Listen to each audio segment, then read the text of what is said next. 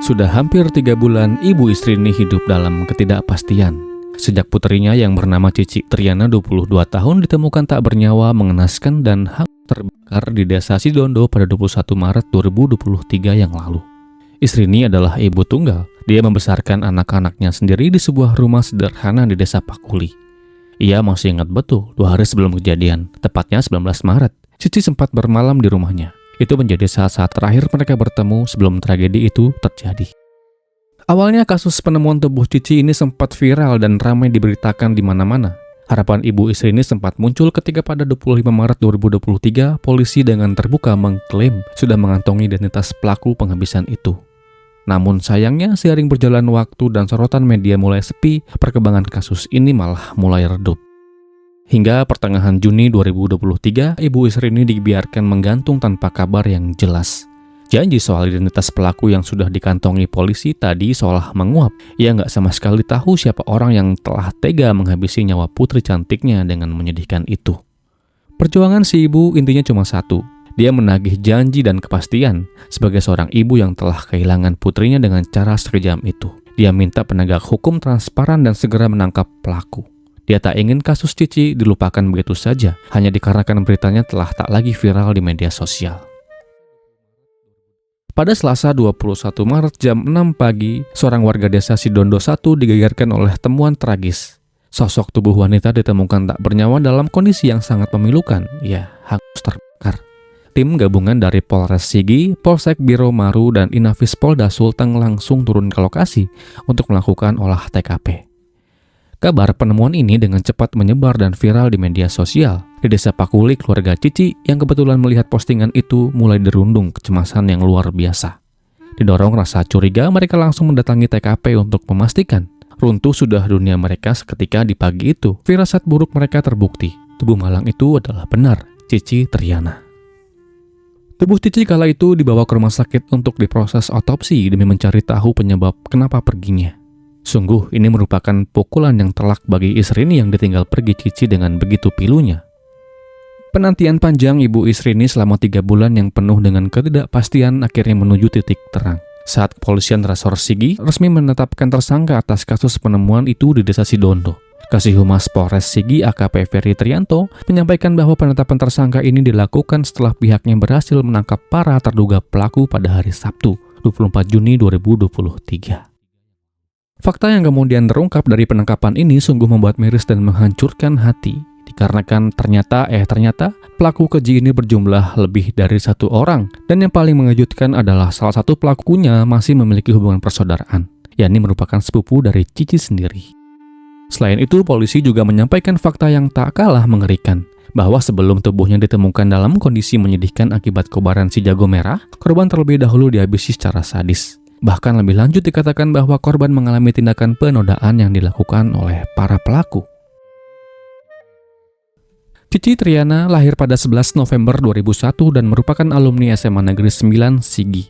Cici dikenal sebagai sosok yang pendiam, introvert, penakut, ramah, dan ceria. Bahkan katanya saking penakutnya, Cici nggak akan berani pulang sendirian jika dapat shift malam. Dikatakan setelah ia lulus sekolah, dia bekerja selama kurang lebih 3 tahun di Komplek Pertokoan Hasanuddin, Jalan Jenderal Sudirman, Kota Palu dengan sistem kerja bergiliran, yakni shift pagi mulai pukul 8 hingga pukul 16, shift siang pukul 15 hingga pukul 22. Mengingat jarak yang cukup jauh dari tempat kerjanya, sang ibu nggak pernah mengizinkan Cici untuk pulang ke Sigi jika ia sedang mendapatkan shift siang, sehingga Cici memilih tinggal bersama adiknya yang berkuliah di Unisa di kawasan Kelurahan Palupi, Kota Palu. Selama bekerja, Cici dikenal sangat disiplin dan memegang teguh amanah ibunya. Bahkan menurut pengakuan sang adik, Cici nggak pernah sekalipun pulang terlambat setiap kali jam kerjanya telah usai. Jika memang demikian, lantas mengapa tragedi seburuk ini bisa menimpa Cici di malam itu? Bagaimana bisa anak yang begitu patuh berakhir tragis di sebuah kebun jagung yang gelap?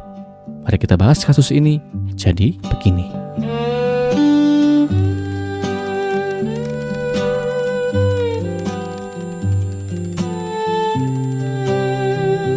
Persidangan kasus penghilangan nyawa yang terjadi pada Cici Triana diadakan di Pengadilan Donggala pada tahun 2024 yang lalu. Dalam keterangan yang disampaikan, JPU menerangkan semuanya bermula pada 20 Maret 2023 sekitar jam 9 waktu Indonesia Tengah. Malam itu Rifki alias Ari sedang duduk bersantai memainkan gitar bersama dua temannya yang bernama Bintang dan Fadliansah di sebuah pondok di Dusun 2, Desa Sidondo 1. Tak lama berselang, Ari menepi ke pinggir jalan untuk menelpon pacarnya. Di saat itulah petaka mulai menjemput. Sekitar pukul 22, rombongan Abi, Octavianus, Kevin, dan Cici Triana kemudian melintas.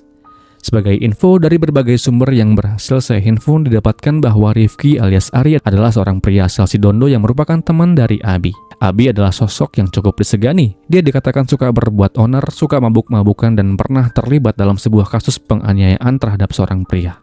Octavianus alias Vian merupakan teman Abi yang bekerja sebagai sopir truk, dan Vian cukup mengenal Cici Triana, dikarenakan istri Vian merupakan sepupu dari Cici. Selain itu disebutkan bahwa Vian suka marah-marah dan hobi nongkrong sambil minum minuman. Sementara itu Kevin adalah seorang pria yang bekerja sebagai kuli bangunan. Dia tinggal di Siboi, yang dimana di rumahnya dia tinggal sebatang kara. Sebab ibunya bekerja di Arab dan ayahnya telah menikah dengan orang lain dan tinggal terpisah dengan Kevin. Kita kembali ke laptop. Di malam itu Abi dan Octavianus berboncengan menggunakan motor Matic. Sementara itu Kevin membonceng Cici dengan Yamaha Mio M3 berwarna merah. Melihat Rifki alias Ari berdiri sendirian di pinggir jalan, Abi langsung memanggilnya. Kala itu dia katakan, "Ari, pergi kita minum." Menerima tawaran itu, Ari pun mengiyakan dan langsung berboncengan 3 bersama dengan Abi dan Octavianus. Saat duduk bonceng 3 di atas motor, tangan Rifki alias Ari sempat menyentuh pinggang Abi, dan Ari merasakan ada sebilah pisau tajam yang sengaja diselipkan di pinggang Abi. Abi kemudian mengarahkan sepeda motor membelah gelapnya malam menuju sebuah pondok sunyi di tengah kebun jagung Desa Sidondo 1. Setibanya di sana, mereka berlima turun, lalu Abi mengeluarkan 2 botol air yang ternyata sudah diisi penuh dengan minuman keras jenis cap tikus. Mereka duduk melingkar di atas pondok. Abi berada di ujung kanan, disusul Octavianus, Rifki, Kevin, dan Cici di ujung paling kiri. Pesta di malam itu pun dimulai. Gelas berputar dari Abi, Octavianus, Rifki, hingga Kevin. Pas gelas itu tiba pada Cici, sontak Cici menolak. Dia nggak mau minum apapun yang ada dalam gelas itu.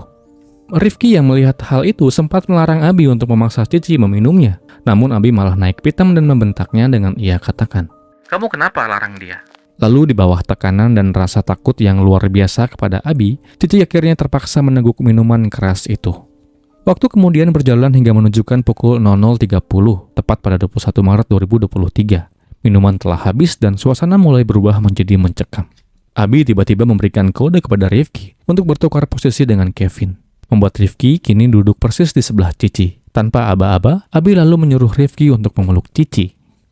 Saat Rifki mencoba untuk memeluknya, Cici tentu menolak dengan keras. Dia meronta dan menyikut wajah Rifki untuk membela diri.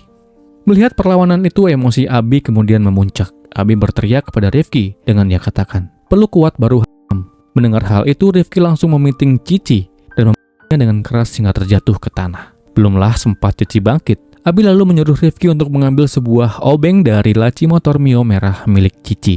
Setelah obeng itu tergenggam di tangan Rifki, Abi lalu menyuruh Rifki untuk mengarahkan obeng itu ke Cici Triana. Hujaman obeng itu mendarat di belakang telinga kanan Cici. Arahan itu membuat Cici langsung tersungkur di atas tanah sambil menangis. Dia katakan minta ampun dan dia minta pulang. Pada saat Cici berupaya keras untuk kembali berdiri, Octavianus melompat turun dari pondok dengan sebilah sajam di tangannya. Ia langsung mengarahkan sajam itu ke leher Cici. Tubuh Cici ambruk tak berdaya. Melihat hal itu, Abi dan Kevin juga ikut mendekat. Mereka cabut sajam masing-masing, lalu dengan bergantian dan membabi buta, mereka arahkan sajam itu ke sekujur tubuh Cici berkali-kali dan berkali-kali tanpa ampun. Dalam kondisi Cici yang sudah terkapar bersimbah noda merah dan tak berdaya, para pelaku malah kehilangan sisa-sisa kemanusiaannya. Alih-alih pergi meninggalkan TKP, malah Abi dan Kevin dengan tega melakukan tindakan tak senonoh kepada Cici yang tak berdaya di atas tanah. Usai melampiaskan perbuatan kejinya, mereka lalu merapikan kembali pakaian korban. Kevin kemudian pergi sebentar dan kembali membawa sebotol Pertalite. Tanpa ampun, Abi dan Kevin menyiramkan bahan bakar itu ke tubuh Cici. Dan boom, tak lama, si jago merah mulai berkobar dengan ganasnya, melahap apapun yang ia temui. Atas peristiwa itu, saya ucapkan duka yang mendalam. Di bawah pekatnya malam, keempatnya lalu melarikan diri. Dalam kobaran api yang menyala-nyala, Abi dengan tenang mengambil tas milik Cici. Ia ambil handphone Realme C15 dari dalamnya, lalu membuang tas itu ke dalam kobaran api. Handphone itu kemudian diberikan kepada Rifki alias Ari. Di bawah pekatnya malam, keempatnya lalu pergi.